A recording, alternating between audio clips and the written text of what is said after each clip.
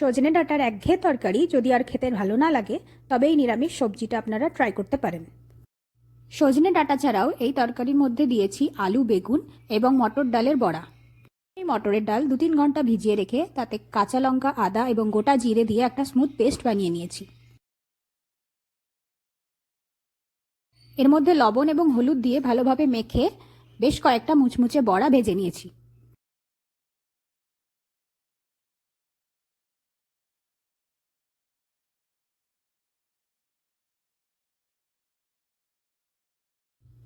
এরপর টমেটো, আদা, কাঁচা লঙ্কা এবং গোটা জিরে দিয়ে একটা ভালো মতন পেস্ট বানিয়ে নিয়েছি।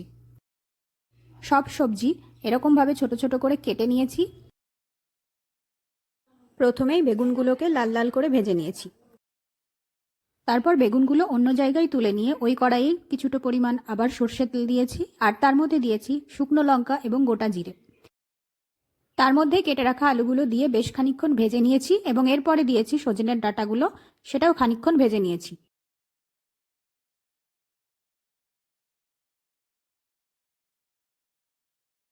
তারপর বানিয়ে রাখা পেস্টটা এর মধ্যে ঢেলে দিয়েছি।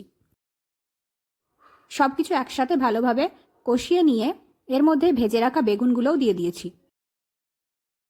সব কিছু মিশিয়ে এর মধ্যে দিয়ে দিয়েছি স্বাদমতো লবণ। এরপর এর মধ্যে জল ঢেলে দিয়েছি। জলটা বেশ অনেকটা পরিমাণই এখানে দিতে হবে, কারণ আলু সেদ্ধ হওয়ার সাথে সাথে বড়াগুলো যখন দেবো সেই বড়াতে অনেকটা ঝোল টেনে নেবে। যখন দেখা যাবে আলু এবং ডাঁটাগুলো সেদ্ধ হয়ে গেছে তখন তার মধ্যে ভেজে রাখা বড়াগুলো একে একে দিয়ে দিতে হবে। বড়াগুলো দেওয়ার পর অল্প কিছুক্ষণ ফুটিয়েই নামিয়ে নিতে হবে, কারণ বড়াগুলো যদি বেশিক্ষণ ফোটে সেগুলো ভেঙে যেতে পারে। ব্যাস, তাহলেই রেডি হয়ে যাবে আজকের এই নিরামিষ রেসিপি।